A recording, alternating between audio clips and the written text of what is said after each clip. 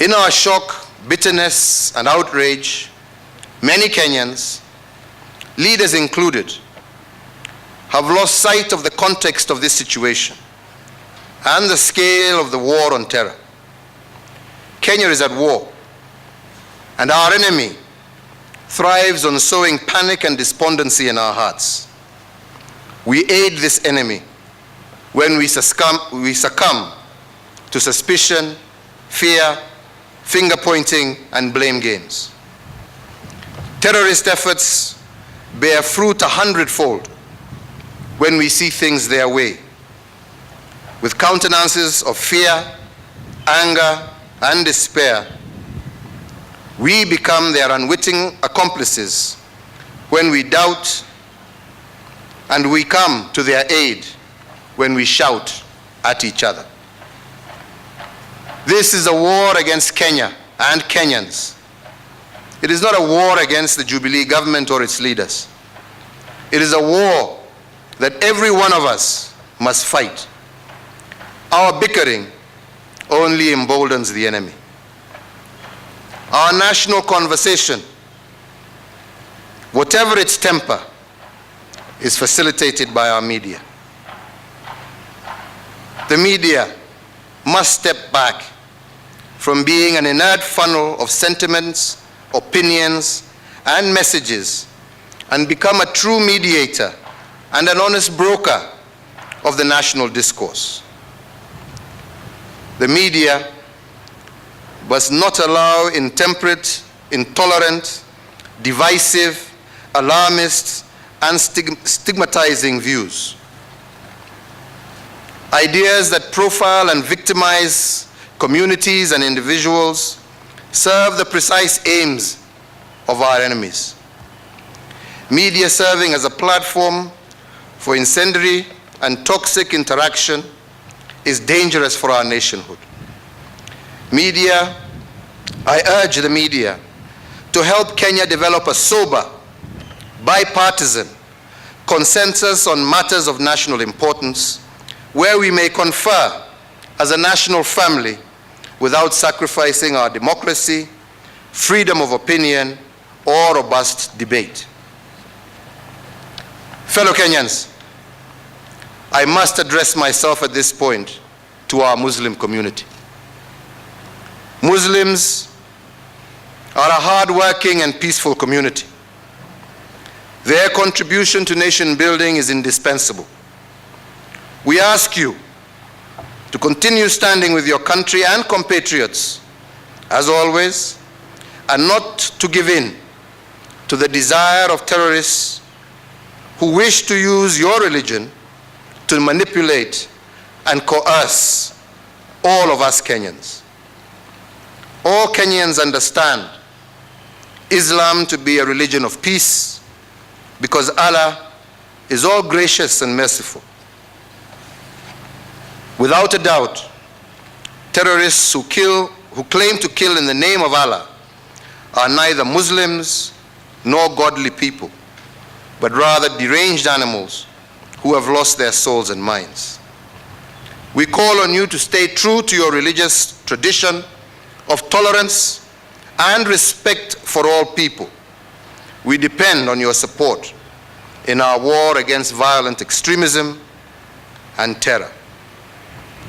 I also want to reach out in a special way to our county governments, and especially those counties who border Somalia.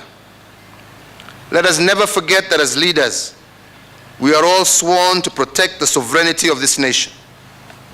I remind you of your responsibility to work with the national government in keeping our country and people safe.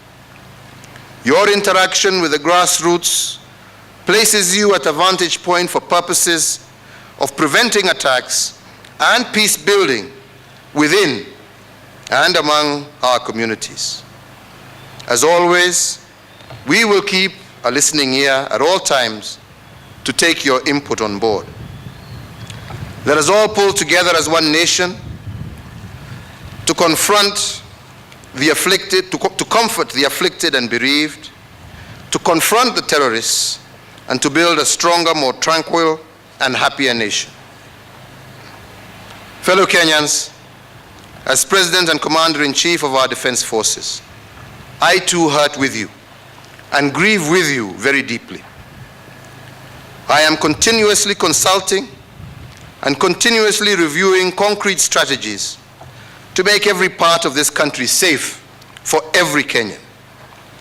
I remain confident that our short, medium, and long-term plans are feasible and appropriate, and that in due course our security situation will turn around.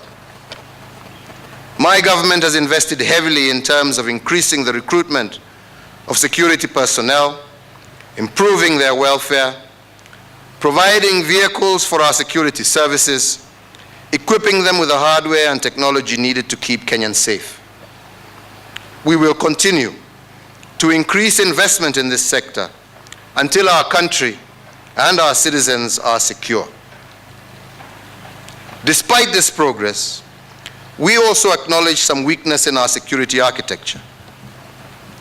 In light of this, last week I directed my government security actors to engage with members of the relevant committees of the legislature with a view to rectify administrative and legal hurdles that limit our ability to deal with this very real and existential threat that we face. On Thursday this week, I expect a final report of their deliberations and recommendations for my consideration and further action. To this end, I have written to the National Assembly to request that they extend their sitting in order to enable us to deal with this matter conclusively.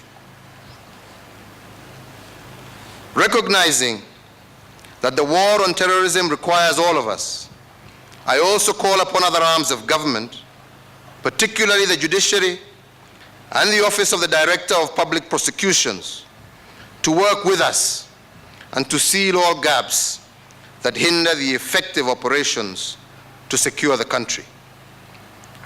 Dear Kenyans, as we intensify the war on terrorism, I acknowledge the thousands of our men and women in uniform. They continue to serve this nation diligently in difficult and trying circumstances. We have lost hundreds of them as they work to defend us. For this reason, I urge all Kenyans to support and to pray for our security forces at all times. Fellow Kenyans, earlier today, I held a meeting with the Inspector General of Police, Mr. David Kimayo, a man who has served this nation with dedication and commitment. Mr. David Kimayo offered to retire, and I have accepted the retirement request. I therefore take this opportunity to thank Mr. David Kimayo for his many years of service to our nation. Further to this, I have today nominated the Honorable Major General Retired Joseph Ngaiseri as the new Cabinet Secretary for Interior and Coordination of National Government. I hope that the National Assembly will expedite the process of his vetting and approval. Fellow Kenyans, I know that we are all under a lot of pressure, but I appeal to each one of us. This is not the time to be cowed by the enemy. I also call on all leaders to stand together and confront this enemy. This is a war, and a war that we must win. We must win it together, and in times like this, Kenyans must unite and stand for Kenya. I thank you, and God bless you all. Thank you very much.